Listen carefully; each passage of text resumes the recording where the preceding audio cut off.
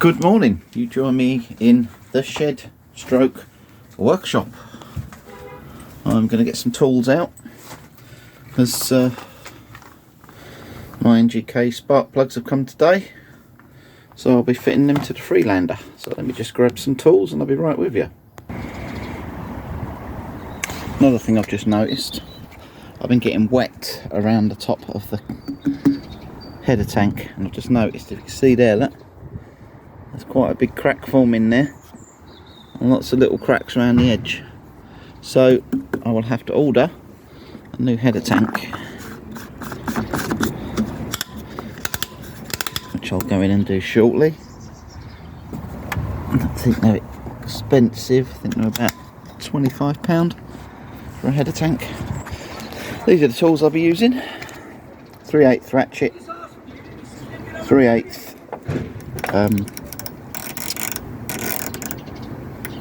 extension. Got my glasses on, and I think that is,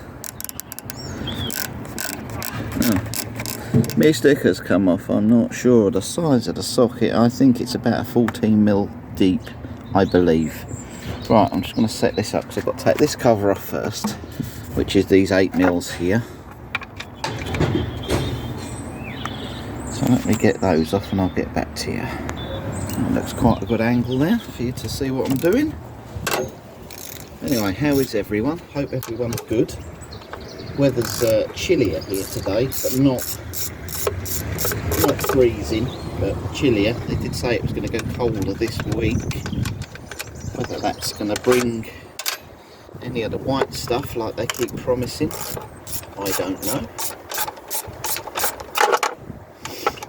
But it could do. I have been promised snow for a long time again, but you never trust the weather people in Britain. One newspaper says one thing, one newspaper says another. Best way to check the weather is stick your head out the window and check it day to day. That's what I find's best. Right, there's the cam cover off.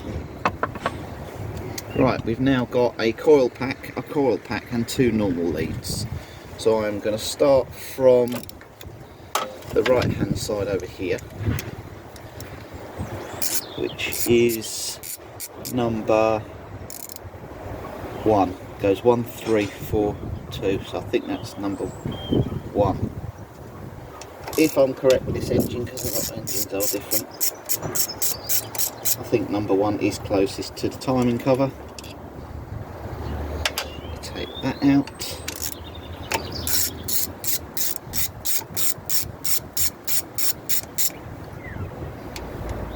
I'm keeping them separate from the other bolts, of course, because you don't want to muddle them up.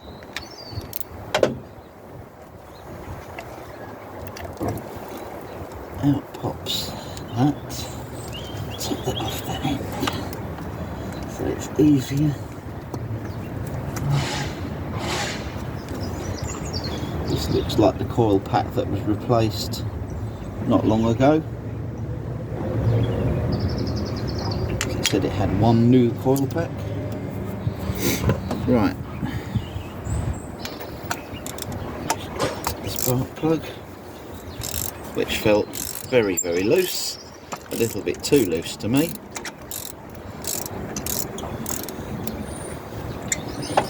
Now my spark plug extractor hasn't got the rubber bit in the end. There's normally a rubber bit, I'll show you in a minute.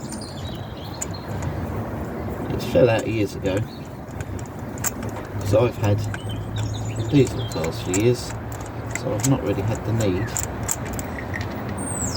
There's normally a rubber bit in there and it holds the plug. That's gone, long gone, so the little magnet will take it out. These are Bosch plugs. Look like they're burning okay. Let's check the new one. All spark plugs now are pre-gapped. And if you look at that, the gap on that's got rather large compared to the new one. So I'm going to keep these old plugs though, because they still do work. I am changing them because I don't know when they were changed last, like when it was serviced last, but always handy to keep them as a spare just in case. Right, I shall drop this back down into the hole so we don't damage it, and hold that down. That's it. Always turn the plugs in by hand to start with. Don't use a impact gun, don't use the ratchet. Always make sure they're threading in nicely, because 9 times out of 10 these days spark plugs thread into aluminium. So all they need to be tight is that, and nothing yet. Once they go a little bit tight, just give them a quarter of a turn little nip, and that is plenty. And then replace the coil pack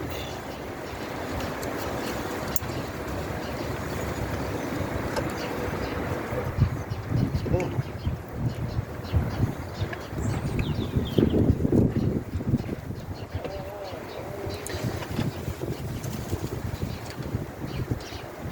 Nails back.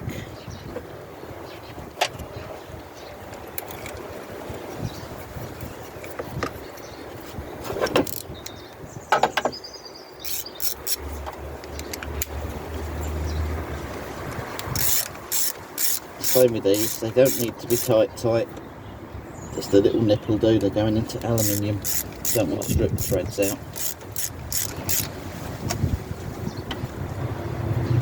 And that's that one.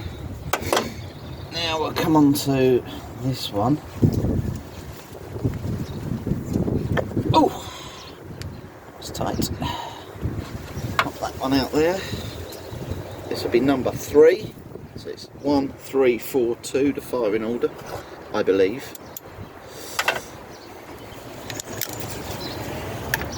Let's have a check of this one. Oh, they're just loose. Look, I didn't even have to turn that and it was out. So they've either come loose, which is unusual, or they haven't been put in correctly when it was last done. And if your plugs aren't tightened down, you lose compression.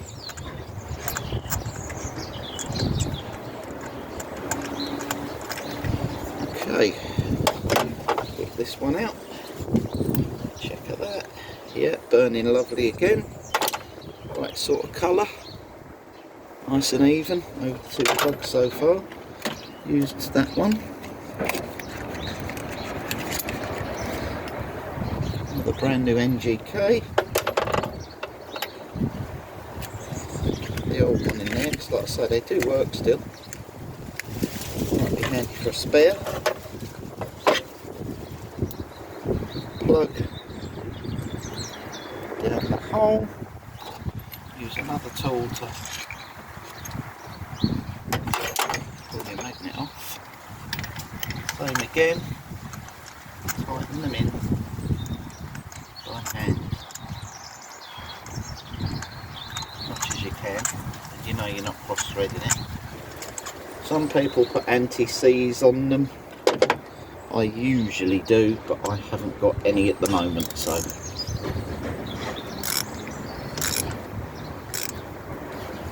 little nip.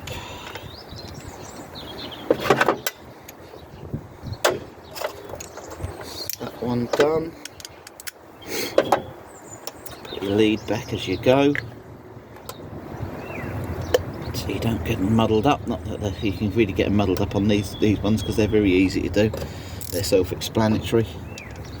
There's only 2 leads on them. On the old cars, you used to have 4, 6 or 8 or even 12. If it was a 12-cylinder car, you'd have to keep them in order of what they was on a distributor cap. Otherwise, putting them back, it wouldn't fire properly. And you'd have either not starting or rough running. Do Doing all this in real time now, so this is how long it actually takes to change a set of spark plugs on a Rover K series. Right, let's take that off again, that one.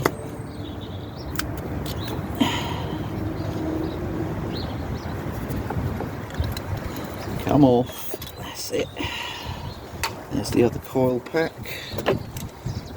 Swap back to the spark plug spanner again. Another complete loose one.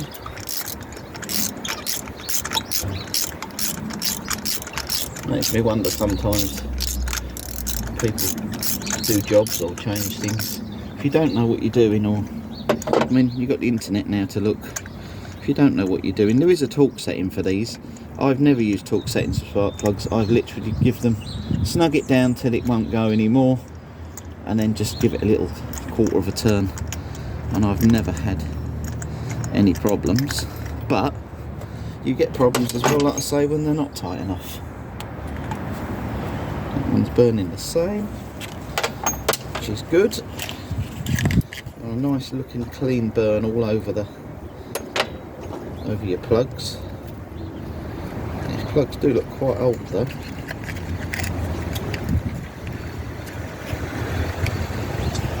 I've been told it is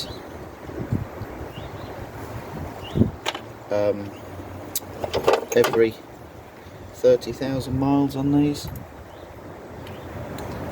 I would have thought it'd be a bit more, but don't quote me on that. But to be honest, I change spark plugs when I've got them. When I've got a petrol car every 3 years, because the spark plugs keep everything in check, keep the engine running nice, fuel consumption down as well. That's another thing you've got to remember. If your spark plugs are bad, you'll get bad fuel consumption.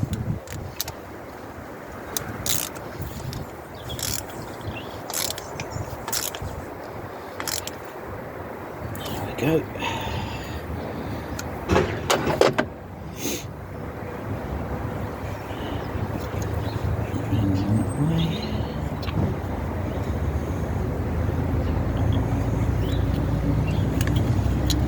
Plug back on for the coil pack.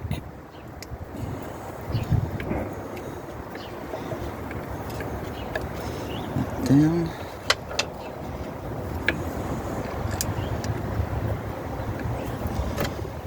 Back on with the 2 8mm, and it's one plug to go.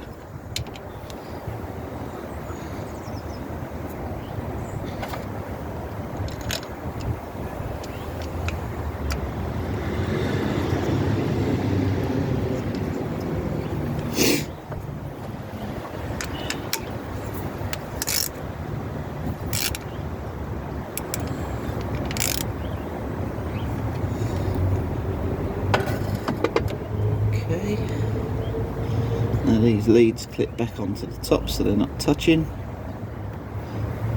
onto the last plug.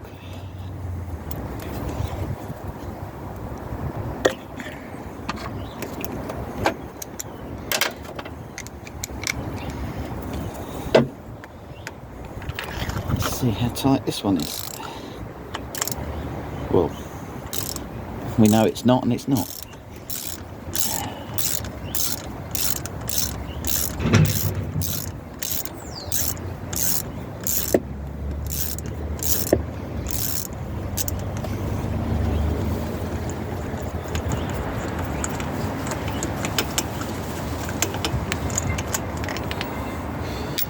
Okay.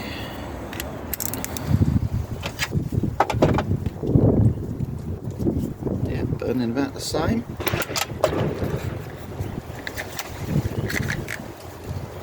We'll use that one.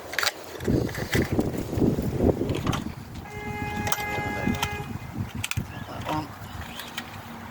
Must be this one. There it is.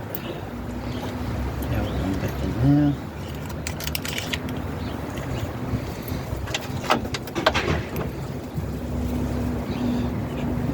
Hole.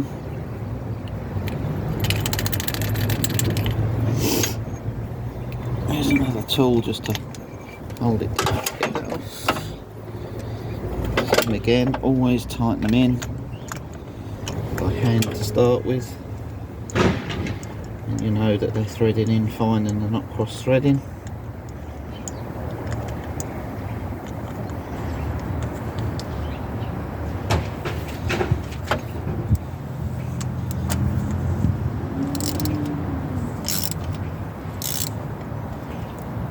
There we go.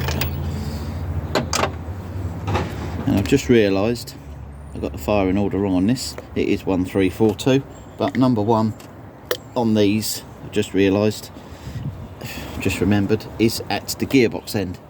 So it's number 1, then 3, number 2 is there, number 4. So it's 1, 3, 4, 2. That's got 2 dots on it. I believe that's right. Anyway, firing order is 1342 anyway. But yeah. Okay, so that is the plugs changed. Let's put the spark plug cover back on now.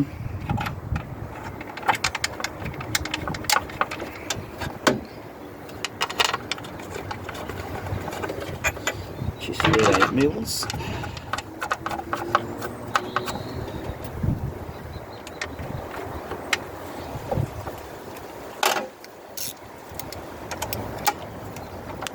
And again, they just need a little nip. They're all going into aluminium.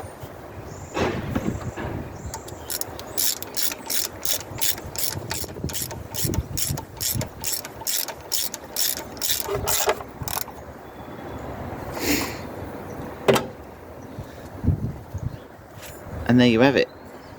So far that's taken 16 minutes. Let's see if she starts and see how she sounds.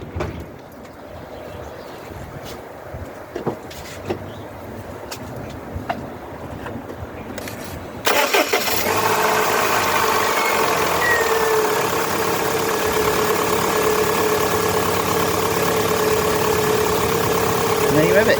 17 minutes to change 4 spark plugs. The spark plugs I've got off eBay are NGK V-Power, and 4 of them were £20 with free postage. So hope you enjoyed this little video on the Freelander again. Like, subscribe, and catch you all soon. Thank you very much.